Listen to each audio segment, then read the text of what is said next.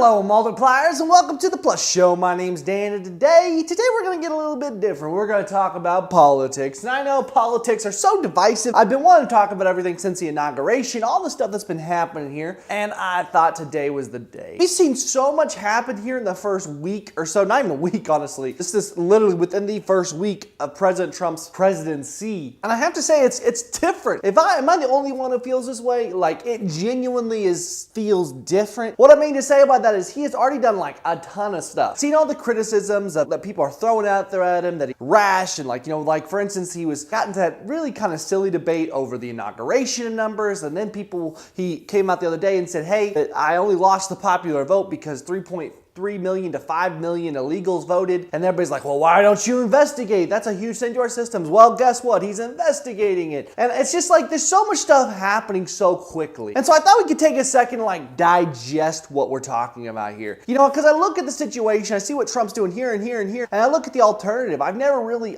granted, I'm relatively young. So, I don't remember that many president ending, passing the torches other than George W. Bush. And so I didn't pay as much attention as I do today. But Lord have mercy, Obama was throwing stuff up everywhere. He was sending $221 million to Palestine, the way he handled Israel and the UN vote, down to all the pardons he did and the commuting of sentences he did. It was just it felt very odd and extremely political. Trump has done quite a few things since he's gotten in there. He reenacted the Mexico City policy. Now, first off, a lot of people think that the Mexico City policy, or that what he did was say that the federal government is banning paying for any abortions. Well, there's two things to be aware of here. First off, the federal government already has that idea in place. It's already actually something that's been in the state since like 1970. People say they fund Planned Parenthood who does abortions, yes, but when they do all that, they won't pay for anything that's line item for that. They pay for pap smears and they pay for pregnancy tests and other tests but they don't pay for specifically abortions. Some states do allow it, but no federal dollars go to abortions. This, on the other hand, basically states that no foreign entity or that we're supporting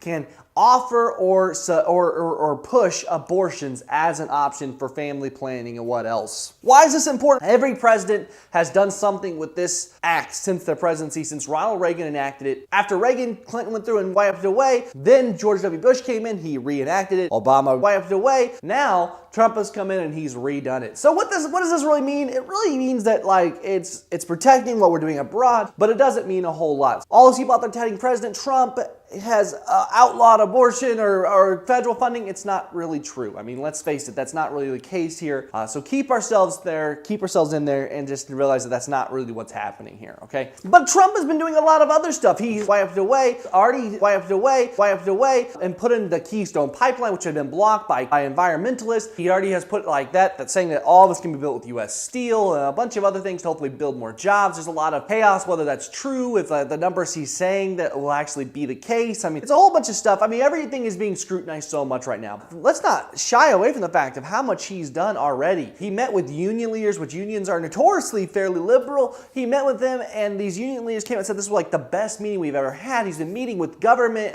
and private sector alike and really bringing people together. So I'm excited by what I'm seeing. I like the movement, the constant pace. The pace he's going at seems unreal. This is 8 years for Obama, hadn't even done this much. And so, and I know what everybody's going to say to that statement right there. I understand that it's too early. We don't know what this stuff's going to do down the line and all that. I understand that, but I'm just saying that if he continues at this pace, I don't know, it's going to look so much different here in 4 or 8 years. And I think it's to step back and take a second here and look at the situation we're seeing and to realize that we're not really here to stick at this pace of just status quo. He's trying to move the change. He's trying to say, we're not going to keep on doing this right here the way we've been doing it. I'm really hopeful. I think that we can see some really good stuff continue to happen here, but I don't know what's going to happen around it. In the media briefing room, the press secretary and the press pretty much get heated at least once a day, if not more. And there's this whole heart of non-acceptance. It's going to be interesting to see how liberal bias media and media in general gets their head around this, because he's kind of a different president than we've ever seen before. Good or bad, time will tell. I'm hopeful. I'm excited, as I've said, but let me know in the comments down below, guys. What do you think about the changes we're seeing so far,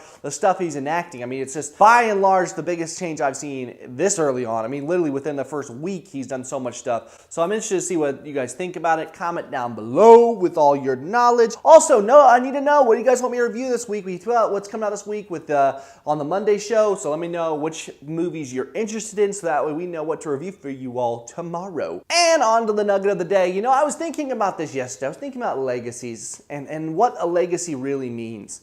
You know, and I think about in life, you know, you kind of sit back and you kind of think to yourself, and I think this goes very much in what we're talking about today with the presidential legacy and everything. You hope that when you're done, you're remembered as somebody who was good, who was great, who made a difference in this world. And most of the time you expect as a normal person to have an impact on a few people around you, to affect some people like your children, your wife, your friends, people around you remember you once you're gone. But usually we're all under the understanding after a generation or 2 or 3, we're pretty much forgotten. And I think about, as a Christian, what's my legacy as a pastor, as a Christian, as someone who wants to follow God? Because legacies seem so short, but I think I want an eternal legacy. I want, when I go to heaven, that I have touched thousands and thousands and millions of lives, if possible, of people who now have heard and know Jesus, maybe not because of me, obviously not because of me, I saved no one, but they heard, and because of that they were able and willing to accept what Jesus had for them. It may have been down the line, it may have been I set the first seed or the second seed or the third seed or whatever seed in the chain, wiped away, but that